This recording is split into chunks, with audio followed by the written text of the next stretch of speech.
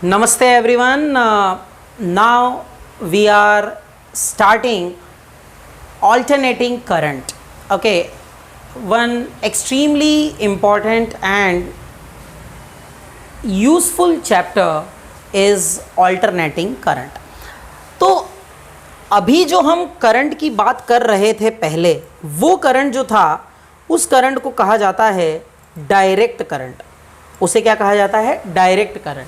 ठीक है, that current is called direct current. Direct current जो होता है इसकी क्या खासियत होती है आप थोड़ा सा समझिए, तो आपको ऑल्टरनेटिंग करंट को आप अप्रिशिएट कर पाएंगे. डायरेक्ट करंट का मतलब यह होता है, देखिए कि यह करंट जो है यह मैग्नीट्यूड में वेरी कर भी सकता है, नहीं भी कर सकता है, दोनों चीज़ें हैं. इट मे और may not very in magnitude, however it will never change the direction. ये कभी भी डायरेक्शन को चेंज नहीं करेगा. It will never change the direction. ठीक है, तो कहने का मतलब क्या है? कहने का मतलब यह है कि अगर मान लीजिए आपके पास में ये डायरेक्ट करंट है, तो डायरेक्ट करंट के कई पैटर्न्स हो सकते हैं. एक पैटर्न हो सकता है डायरेक्ट करंट का ऐसा. तो इस पैटर्न में क्या हो रहा है, देखिए यहाँ करंट है, ये टाइम है, और इसमें जो है आप देख सकते हैं कि करंट और टाइम जो है, आप देख सकते हैं करंट टाइम के साथ में चेंज नहीं हो रहा है, कांस्टेंट है. इसका क्या मतलब है? इसका मतलब यह है कि इसको कहा जाता है कांस्टेंट डीसी. क्या कहा जाता है? Constant DC. Okay, constant direct current. ये जो है यह मैग्नीट्यूड में परिवर्तित नहीं हो रही है. Okay, that's why it is called constant DC. ठीक है. अच्छा, एक और डीसी हो सकती है, एक और डायरेक्ट करंट हो सकता है, जिसमें क्या हो सकता है, जिसमें ये मैग्नीट्यूड में वेरी कर सकती है. देखो इस तरह से मैग्नीट्यूड में वेरी, ऐसे कई पैटर्न्स हो सकते हैं. मैग्नीट्यूड में तो ये वेरी कर रही है, परंतु यह किस में वेरी नहीं कर रही है? डायरेक्शन में. डायरेक्शन ये कभी भी परिवर्तित नहीं करेगी. This is what is direct current. अच्छा, ऑल्टरनेटिंग करंट जो होता है वो क्या होता है? Alternating current is such a current. आप एक स्क्रीनशॉट ले लीजिए इसका. Alternating current is such a current. Alternating current एक ऐसा करंट होता है जो कि मैग्नीट्यूड और डायरेक्शन दोनों में क्या करता है? परिवर्तित होता है. विच changes in magnitude and direction. तो देखिए, अगर हम ये ऑल्टरनेटिंग करंट को प्लॉट करते हैं, तो देखिए इसको मैं ओमेगा टी लिख रहा हूँ. क्यों लिख रहा हूँ वो मैं बता दूंगा आपको. और अगर हम इसको प्लॉट करते हैं तो आपको दिखेगा कि यह जो है इस तरह से.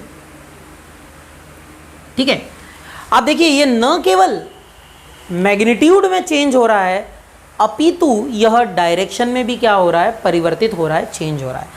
Not only its magnitude remains constant, its direction also changes alternately. देखिए एक पर्टिकुलर टाइम तक पॉजिटिव, फिर नेगेटिव, फिर ऐसा है. ठीक है, इस तरह के वेरिएशन को साइनसॉइडियल वेरिएशन कहा जाता है. क्या कहा जाता है? साइनसॉइडियल वेरिएशन. साइनसॉइडियल वेरिएशंस जो होते हैं वो साइन या कोसाइन के फॉर्म में अगर हम कुछ वेरिएशंस हैं उनको रिप्रेजेंट कर सकते हैं, तो ऐसे वेरिएशंस को साइनसॉइडियल वेरिएशंस कहते हैं. तो ये जो हैं ये साइनसॉइडियल वेरिएशंस है.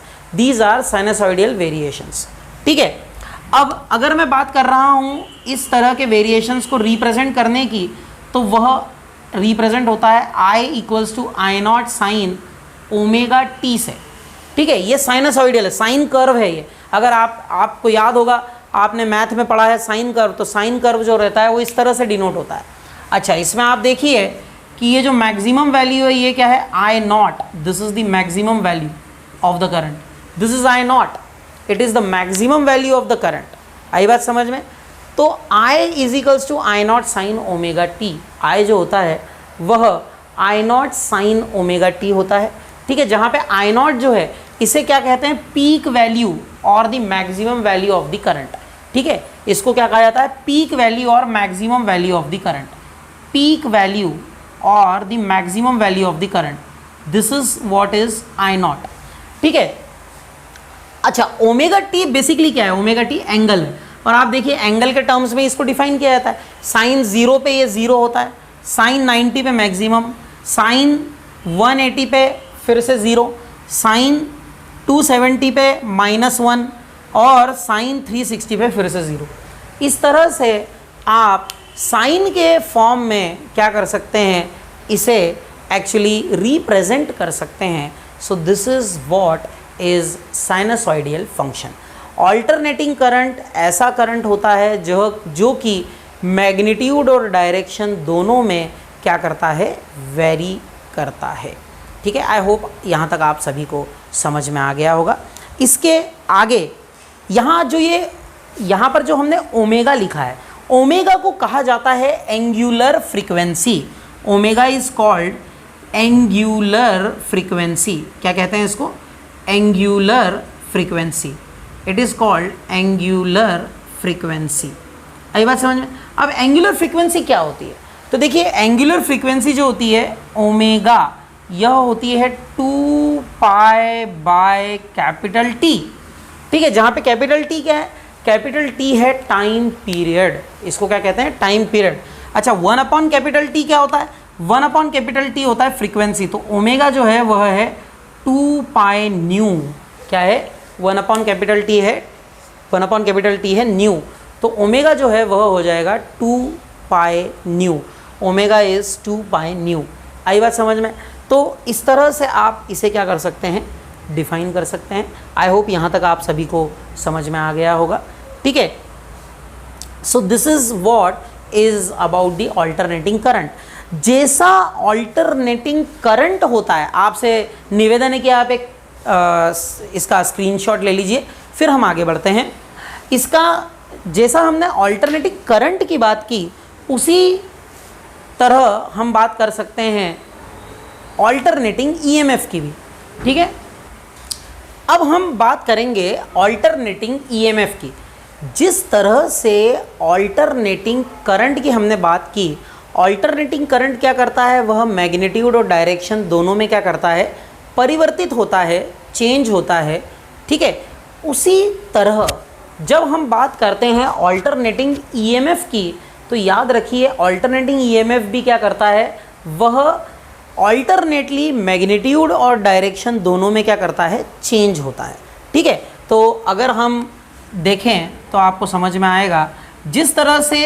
अच्छा, एक और बात, क्योंकि करंट इंड्यूस हो रहा है, इंड्यूस नहीं हो रहा है, करंट प्रोड्यूस हो रहा है ऑल्टरनेटिंग, इसका सीधा सा मतलब है कि वहाँ पर ईएमएफ भी होगा, ऑल्टरनेटिंग ईएमएफ होगा, क्योंकि ईएमएफ ही लीड करता है करंट को। In a closed circuit EMF leads to current. ठीक है, तो यहाँ पर आप देखिए, अगर मैं ईएमएफ की बात कर रहा हूँ, यहाँ ई ईएमएफ है।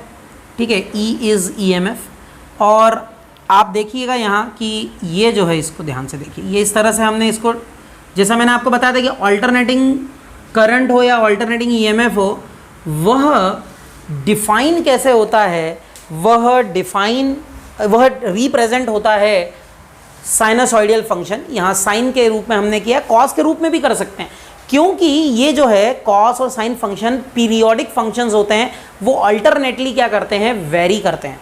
आई बात समझ में? ठीक है, दे वेरी अल्टरनेटली। ठीक, अब आप ध्यान से समझिए, यहाँ अगर मैं बात कर रहा हूँ, ये जो है पीक वैल्यू है ई नॉट।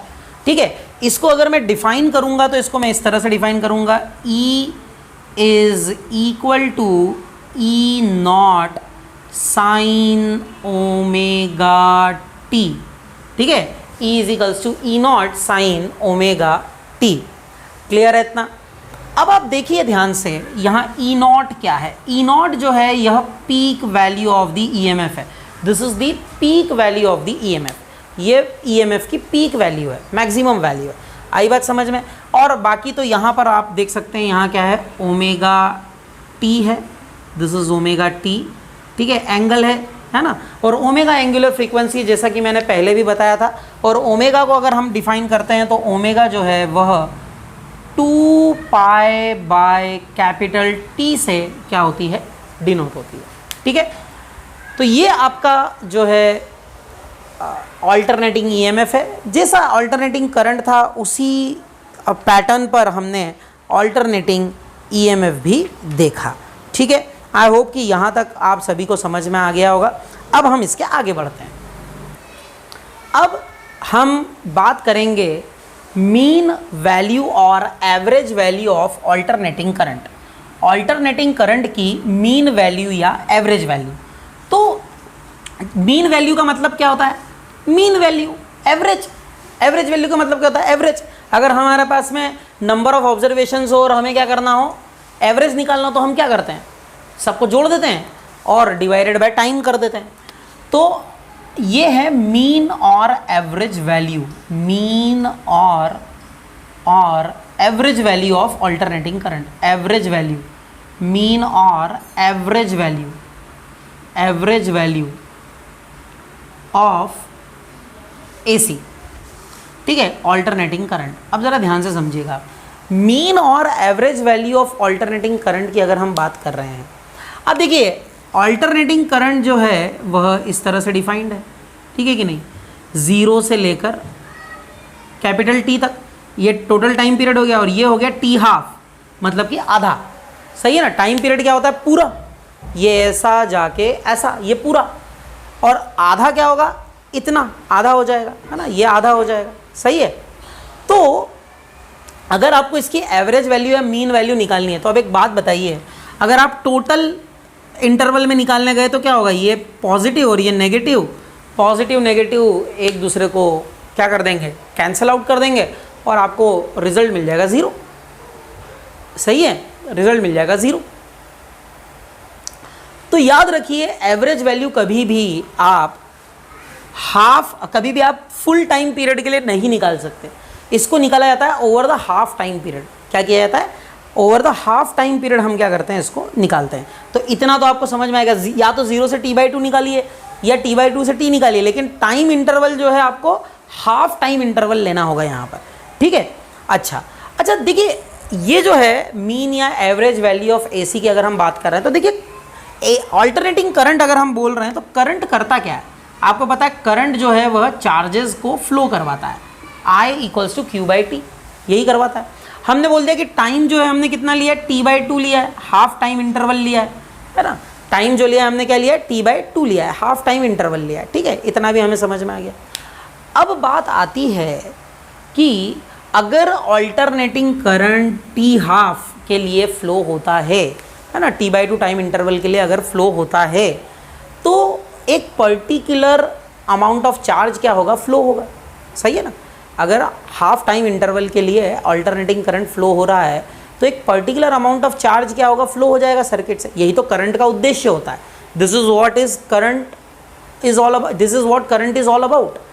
तो ऑल्टरनेटिंग करंट का मतलब यह होता है कि करंट फ्लो, चार्ज फ्लो हुआ, लेकिन अब हम कह रहे हैं मीन वैल्यू या एवरेज वैल्यू का मतलब ये है, मान लीजिए कि टी हाफ के लिए, टी हाफ इतने में ये फ्लो हो गया, यहाँ से यहाँ तक ये फ्लो हो गया, 0 से t/2 के लिए ये फ्लो हो गया, ये टाइम, इस टाइम के लिए फ्लो हो गया। ठीक है, करंट फ्लो हो गया। अगर करंट इतनी देर के लिए फ्लो हो गया, करंट इतनी देर के लिए फ्लो हो गया, ऑल्टरनेटिंग करंट, तो इसने कुछ चार्ज क्या किया होगा? फ्लो कराया होगा सर्किट से। मान लेते हैं वो चार्ज कितना है? Q है। ठीक है, मान लेते हैं वो चार्ज Q है। अब एवरेज वैल्यू और mean value of alternating current जो होती है इन अ सर्किट, एवरेज वैल्यू और mean value of alternating current in a circuit, वो जो होती है उसे हम डिफाइन करते हैं IM से। IM, this is the mean value और average value of alternating current in a circuit. और यह जो है, याद रखिए, यह जो है यह इस तरह डिफाइन होती है कि अगर यह वो कांस्टेंट DC है, यह क्या है? वो कांस्टेंट DC है। मीन वैल्यू और average value of alternating current is that constant value of current, is that constant value of current which when flows through the circuit for the same time interval कितना है? t/2, then same amount of charge is flown through the circuit which was flown when the alternating current was flowing through the circuit for the same time interval. When the alternating current was flowing through the circuit for the same time interval. कहने का मतलब क्या है? आसान शब्दों में कहें तो अगर t/2 टाइम के लिए ऑल्टरनेटिंग करंट फ्लो होता है तो एक पर्टिकुलर चार्ज फ्लो होगा। अब यदि मैं कहता हूं कि एक पर्टिकुलर डायरेक्ट करंट को अगर हम फ्लो करा दें सर्किट से उतने ही टाइम के लिए और ऐसा करवाने पर अगर उतना ही चार्ज फ्लो होता है जितना कि ऑल्टरनेटिंग करंट के केस में हुआ था, तो ये जो कांस्टेंट डीसी है इसको हम कहते हैं mean value of alternating current. ठीक है, ये है मीन वैल्यू। अब हमें इसकी वैल्यू निकालना है कि कितनी होती है mean value. That is what we will actually try to find, है ना। ये हम कोशिश करेंगे फाइंड करने की कि कितनी होती है मीन वैल्यू। तो आइए कोशिश करते हैं मीन वैल्यू और एवरेज वैल्यू को निकालने की। तो इसके लिए अब हम डिराइव करेंगे, देखिए, है ना। इसके लिए हम ये अज्यूम कर लेते हैं कि एक ऑल्टरनेटिंग करंट जो है वह क्या हो रहा है, एक सर्किट से फ्लो हो रहा है। ठीक है, an alternating current is flowing through the circuit. अब ये ऑल्टरनेटिंग करंट किस तरह से डिफाइंड है? I is equal to I naught sine omega T, इस तरह से डिफाइंड है। I equals to I naught sine omega T, this is how it is defined. ठीक है, अब क्या होता है कि जब ये इस तरह से फ्लो हो रहा है करंट, तो मान लेते हैं कि एक छोटे टाइम इंटरवल dt के लिए ये फ्लो होता है। ठीक है, और dt के लिए जब ये फ्लो होता है तो मान लीजिए dt टाइम में dq चार्ज क्या हो जाता है, फ्लो हो जाता है। dt टाइम में dq चार्ज क्या हो जाता है, फ्लो हो जाता है। तो करंट जो है वो होता है dq by dt। Current is equal to dq by dt, सही है ना। Current is rate of flow of charges, तो करंट हो जाता है dq बाय dt। तो अब यहाँ से आप लिख सकते हैं this implies dq is equal to I dt। dq किसके इक्वल हो जाएगा, I dt के इक्वल हो जाएगा, है ना। Very simple. अब I जो है वो करंट है, तो this implies dq is equal to I क्या है बच्चों, I है I naught sine omega T. I is I naught sine omega T, तो इसको हम लिख सकते हैं I naught sine omega T और dt। सही बात है, I naught sine omega T dt। Clear है इतना? हाँ, तो dq equals to I naught sine omega T dt, ये हमने लिख दिया। अब आप देखिए ध्यान से कि अगर हम इसको टोटल चार्ज निकालना चाहते हैं तो हमारे पास टाइम इंटरवल डिफाइंड है 0 से t/2 के लिए। तो टोटल चार्ज जो है वो हो जाएगा q is equal to integration of dq। q जो होगा वो इंटीग्रेशन ऑफ dq हो जाएगा। आप इसको इंटीग्रेट कीजिए, q is equal to integration of dq क्या है, I naught sine omega T dt। I naught sine omega T dt। Clear है इतना? अब आप देखिए ध्यान से कि ये जो चार्ज है ये q equals to I naught क्या है, I नॉट तो बाहर ले लेंगे हम। ठीक है, अच्छा लिमिट क्या रहेगी, लिमिट यहाँ पर बहुत इंपॉर्टेंट है। देखिए यहाँ पर लिमिट होगी 0 से लेकर कैपिटल t/2 तक, क्योंकि हाफ टाइम इंटरवल हम ले रहे हैं, तो 0 से कैपिटल t/2। तो आप देखिए I नॉट बाहर आ गया, इंटीग्रेशन 0 से capital t/2 sign omega T dt बराबर है, इस तरह से हमने लिख दिया। अब इसको लिख देंगे अपन I not integration of sine omega T dt, क्या हो जाएगा, माइनस कॉस ओमेगा टी। पर क्या ये आपको पता है, इसके लिए आपको क्या करना पड़ता है, ये फंक्शन ऑफ फंक्शन वाला इंटीग्रेशन हो गया, divided by coefficient of T यानी कि ओमेगा, और लिमिट आ जाएगी 0 से कैपिटल t/2। एक स्क्रीनशॉट ले लीजिए, आगे बात कर लेंगे हम। ठीक है, इतना करने के बाद अब हम आगे बढ़ते हैं। स्क्रीनशॉट ले लिया होगा आप सभी ने। अब हम आगे बढ़ते हैं इतना करने के बाद अब आप देखिए ध्यान से कि यहाँ जो है अगर हम इसको इस तरह से लिखते, देखिए Q is equal to -I0 omega और लिमिट cos ओमेगा टी, और लिमिट है आपकी 0 से लेकर कैपिटल T/2। सही है। अब लिमिट रख देते हैं तो ये हो जाएगा Q is equal to -I0 omega cos omega क्या होता है बेटा? ओमेगा होता है 2π/T, अपन ने इतनी बार पढ़ा था, और इनटू स्मॉल टी के प्लेस पे T/2 रख देंगे, ऐसी तो रखते हैं लिमिट, है ना। स्मॉल टी के प्लेस पे capital T/2 minus cos 0, T के प्लेस पे 0 रखेंगे तो ओमेगा भी हो तो क्या फ़र्क पड़ता है, 0 ही हो जाएगा। अब ये हो जाएगा Q इज इक्वल टू -I0/ओमेगा, T से T गया, 2 से 2 गया, cos पाई होता है -1 और माइनस cos 0 होता है -1, cos पाई -1, cos 0 -1, ये हो गया -1 -2, और माइनस का मल्टीप्लाई माइनस में कर देंगे तो 2, तो ये आ जाएगा Q is equal to 2I0 omega. ठीक है, तो चार्ज जो है वो 2I0/ओमेगा फ्लो होगा, इतना चार्ज फ्लो होगा। ठीक है, अब बात आती है, चलिए इसको इक्वेशन नंबर 1 दे देते हैं हम। अब बात आती है कि चलिए इतना चार्ज तो फ्लो हो रहा है, this much charge is going to flow, fine, fair enough. अब बात आती है कि इतना तो आएगा, लेकिन इसके बाद की बात अगर हम करते हैं, जो कि बहुत इंपॉर्टेंट है, अब इतना चार्ज मीन वैल्यू के केस में क्या हो जाएगा? अगर एक IM वैल्यू हम ले रहे हैं जो कि कांस्टेंट वैल्यू है, और वो उतने ही टाइम के लिए फ्लो होती है जितने के लिए AC फ्लो हुआ था, यानी कि T/2 के लिए, तो उतना ही चार्ज फ्लो होता है जितना कि पहले हुआ था। यानी कि अगर Q चार्ज ही फ्लो होना चाहिए, देखिए यहाँ Q हुआ था तो यहाँ भी Q होना चाहिए। करंट अब कांस्टेंट DC हो गया IM, इनटू हो गया T/2, इनटू क्या हो गया? कैपिटल T/2, बराबर है। अब यहाँ देखिए ये इक्वेशन 1 है, ये इक्वेशन 2 है, और IM जो है यह actually average value of alternating current है। आप इन दोनों को इक्वेट कीजिए, ये हो जाएगा क्या? ये हो जाएगा 2I0/ओमेगा is equal to IM into capital T/2।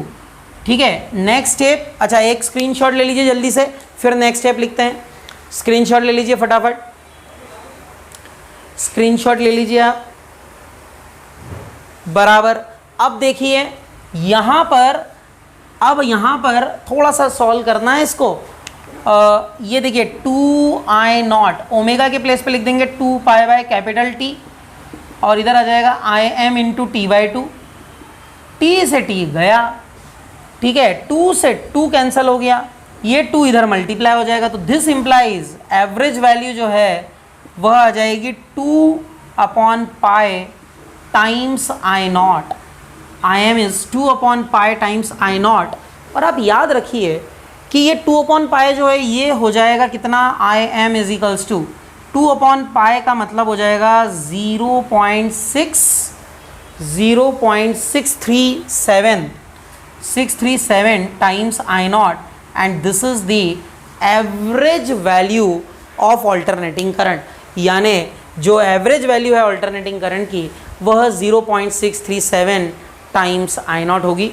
I hope this is clear to you, thank you. So friends, next topic which we are going to discuss today is root mean square value of alternating current. Root mean square current और root mean square value of alternating current, इसका क्या मतलब होता है ना? देखिए एक बात है कि एवरेज वैल्यू हम निकाल लेते हैं, बिल्कुल सही बात है। एवरेज वैल्यू जो है इन टर्म्स ऑफ चार्ज बात हो रही है, लेकिन चार्ज के साथ में एक दिक्कत यहाँ पर क्यों आ रही है? क्योंकि जो है अल्टरनेटिंग करंट की डायरेक्शन चेंज हो रही है, मतलब पहले ऐसा जा रहा है फिर ऐसा जा रहा है ना, डायरेक्शन चेंज हो रही है क्योंकि ईएमएफ की डायरेक्शन चेंज हो रही है। तो क्या कोई ऐसी फिजिकल क्वांटिटी है जिसको मेजर करके हम करंट मेजर कर लें, बशर्ते कि वह जो है हाफ साइकिल पर ना हो, वो फुल साइकिल पर मेजर की जा सके। यह लोग सोचने लगे। तो उन्हें देखिए ऑल्टरनेटिंग करंट में दिक्कत क्या है कि वो जब पॉजिटिव होती फिर नेगेटिव होती, तो नेगेटिव वाले जो है उस रीजन के कारण जो है समस्या आ रही थी। तो एक क्वांटिटी ऐसी होती है, एक ऐसी फिजिकल क्वांटिटी होती है जिसको हम मेजर कर सकते हैं, और मेजर करके हम ऑल्टरनेटिंग करंट को मेजर कर सकते हैं। हमारे पास में वो तरीका है। अब वो तरीका क्या है? वो तरीका है कि अगर हम हीट मेजर करें। आप देखिए heat measured, heat produce by the current अगर हम बात करते हैं तो आपको पता है heat produce by the current जो है वो होती है आई स्क्वायर आर टी।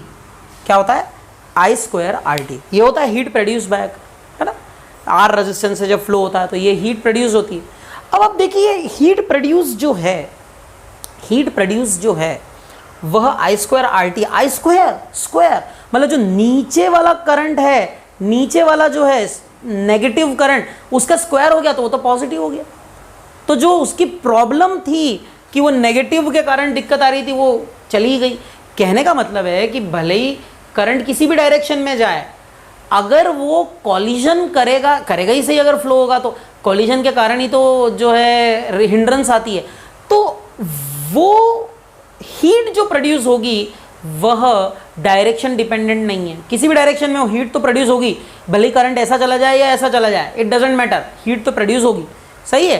तो यहाँ पर जो बात हो रही है वो यही हो रही है कि अगर हीट प्रोड्यूस होगी, और ये पक्की बात है, तो डायरेक्शन मैटर कर ही नहीं रही है यहाँ पर। तो हम अगर हीट प्रोड्यूस को मेजर कर लें तो उससे हम क्या कर सकते हैं, उससे हम एक्चुअली एक नई तरह के वैल्यू ऑफ अल्टरनेटिंग करंट को डिफाइन कर सकते हैं। अब वो है रूट मीन स्क्वायर करंट। अब समझिएगा आप रूट मीन स्क्वायर करंट क्या है। मान लीजिए कि अगर अब यहाँ पर हम पूरे टाइम इंटरवल की बात करेंगे, है ना, तो मान लेते हैं कि हम एक पर्टिकुलर टाइम इंटरवल में ऑल्टरनेटिंग करंट को किसी सर्किट से फ्लो करते हैं, है ना। In a simple language, if we flow alternating current for a particular time interval through a circuit और through a resistor, because R is the resistance here. तो अगर हम फ्लो करते हैं और उसके कारण अगर मान लीजिए एच हीट जो है वो क्या होती है, प्रोड्यूस होती है। If H heat is produce due to that, now if we flow a constant DC, if we flow constant DC, ठीक है, if we flow a constant direct current, if we flow a constant direct current through the same resistor for the same time interval, यानी कि उसी circuit से या उसी register से flow किया उसी टाइम के लिए, जो टी टाइम था उसी के लिए फ्लो किया। और अगर फ्लो करने पर जितनी हीट पहले जनरेट हुई थी उतनी ही हीट जनरेट हो जाती है, तो ये जो कांस्टेंट डीसी है इसे कहा जाता है क्या कहा जाता है? This is called the root mean square value of alternating current. Once again, if a particular amount of AC is flown through a circuit for a certain time interval and it generates some heat. If same heat is generated when a constant DC is flown through the same circuit for the same time interval, then this constant DC is said to be the RMS value of the alternating current. As simple as that. Okay, so this is what is RMS value of the alternating current. Let us try to find the value of this RMS current in terms of course the alternating current. Alternating current का एक जो point है वो fix रहता है, वो कौन सा होता है? Peak value. उसके टर्म्स में ही हम कोशिश करेंगे कि हम इसको क्या कर सकें, फाइंड कर सकें। ठीक है, so we will try to find this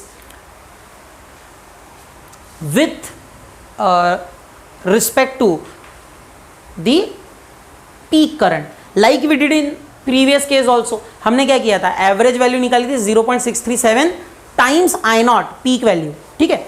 तो चलिए रूट मीन स्क्वायर वैल्यू निकालने की कोशिश करते हैं। आप ध्यान से समझिएगा, root mean square value of the current निकालना है हमें। तो अब एक मान लेते हैं कि एक ऑल्टरनेटिंग करंट है जो कि है I equals to I not sine omega T, ठीक है। I equals to I not sine omega t, let this be equation number 1। I equals to I not sine omega t, let this be equation number 1। अब आप देखिए यहां मान लेते हैं कि एक ये जो करंट है यह एक छोटे टाइम इंटरवल dt के लिए फ्लो होता है, ठीक है। सर्किट से एक छोटे टाइम इंटरवल dt के लिए फ्लो होता है और उस सर्किट का रेजिस्टेंस कैपिटल R है, ठीक है। अच्छा, तो हीट डेवलप करेगा वो, और हीट जो होती है वो क्या होती है, आई स्क्वायर आर टी। तो मान लेते हैं कि वो क्योंकि छोटे टाइम इंटरवल के लिए फ्लो हो रहा है तो हीट डेवलप जो है वो डी एच है। अब ये क्या हो जाएगा, d h equals to I square are d t, d h is equals to I square are d t, ठीक है। अब आप देखिए आई जो है, जैसा मैंने कहा आई क्या है, ऑल्टरनेटिंग करंट है। तो alternating current I not sine omega T होता है, d h equals to I square are d t. Alternating current जो है वो क्या है, I not sine omega t है। तो आई की वैल्यू हम रख सकते हैं, यहाँ पर रख देंगे हम, ठीक है। लेकिन हमें जो है ये छोटी हीट नहीं निकालना, हमें स्मॉल हीट प्रोड्यूस नहीं निकालना है, हमें निकालना टोटल हीट। और टोटल हीट किस इंटरवल में निकालना है, पूरे टाइम इंटरवल 0 से लेकर t/2 टाइम इंटरवल में हमें निकालना है। तो टोटल हीट क्या हो जाएगी, H is equal to integration 0 से कैपिटल T और क्या आएगा, I square are d t. आई बात समझ में, I square are d t. Clear है, ये हो गया हीट, है ना। अब हम क्या करते हैं, आई की वैल्यू रख देते हैं, ठीक।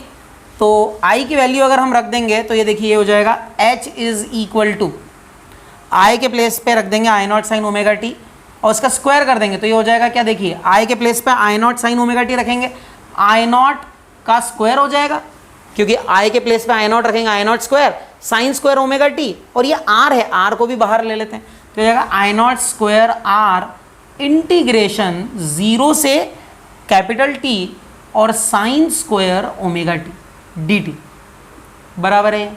इस तरह से हम इसे क्या कर सकते हैं, लिख सकते हैं। फिर से समझ लेना, आई की जगह I not sine omega t रखा, दोनों का स्क्वायर हो गया, I not square sine square omega T, I not square बाहर आ गया, ये रेजिस्टेंस जो था वो बाहर आ गया, और साइन स्क्वायर ओमेगा टी क्योंकि स्मॉल टी वेरिएबल है इसलिए इसको अंदर रखा है। ये सब मैथमेटिक्स है भैया, है ना, यहाँ तक फिजिक्स है, उसके बाद मैथमेटिक्स है, ठीक है। जिसको मैथ्स आता है वो सब कर सकता है, जिसको मैथ आता है वो कर देगा, ठीक है। जिसको मैथ नहीं आता वो स्ट्रगल करेगा, है ना। और ये तो आपको आना चाहिए क्योंकि आपने मैथ में पढ़ा होगा, और नहीं पढ़ा होगा इंटीग्रेशन तो मैं पंकज सर से बात कर लेता हूँ फिर। अब देखो ध्यान से, H is equals to I not square r, ठीक है। आगे बढ़ते हैं, साइन स्क्वायर ओमेगा टी। अब देखो ये डायरेक्ट तो होता नहीं है, आपको पता है, इसको अपने को क्या करना पड़ेगा, कॉस वाली आइडेंटिटी लगा के सॉल्व करना पड़ेगा, क्योंकि लीनियर में बनाना पड़ता है जब भी इंटीग्रेशन करते हैं हम। तो लीनियर में बनाने का तरीका है integration 0 to capital T, sine square omega t को लिख देंगे 1 minus cos 2 omega t divided by 2 और आ जाएगा डी टी। आई बात समझ में, और आ जाएगा डी टी। अब ये 2 बाहर ले लेंगे, ये हो जाएगा I not square R by 2, ठीक है। फिर integration 0 to t 1 d t, integration 0 to t 1 d t, और minus integration cos 2 omega t 0 to t d t बराबर है, ठीक है। कितना क्लियर हो गया आपको। अब हम इसको इंटीग्रेट कर देते हैं, इंटीग्रेट। अच्छा, एक स्क्रीनशॉट ले लीजिए, जल्दी से स्क्रीनशॉट ले लीजिए, तो फिर हम आगे कंटिन्यू करेंगे।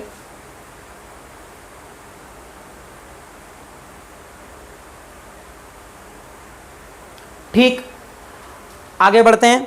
वैसे तो मैं वीडियो शेयर कर ही दूंगा, आप चिंता ना करें, वीडियो तो शेयर हो ही जाएगा। आगे बढ़ते हैं। अब आगे देखिए, अब आप इसके बाद क्या होगा, इसके बाद हीट इज इक्वल्स टू, आप ध्यान से समझिए, I not square R by 2, integration 1 dt क्या हो जाएगा, t हो जाएगा, तो यहां लिख देंगे स्मॉल t, ठीक है। और लिमिट क्या आ जाएगी, 0 से लेकर कैपिटल T, क्लियर है। Minus integration cos two omega t dt, इसका करेंगे इंटीग्रेशन तो क्या आ जाएगा, साइन 2 ओमेगा t बराबर है, और डिवाइडेड बाय 2 ओमेगा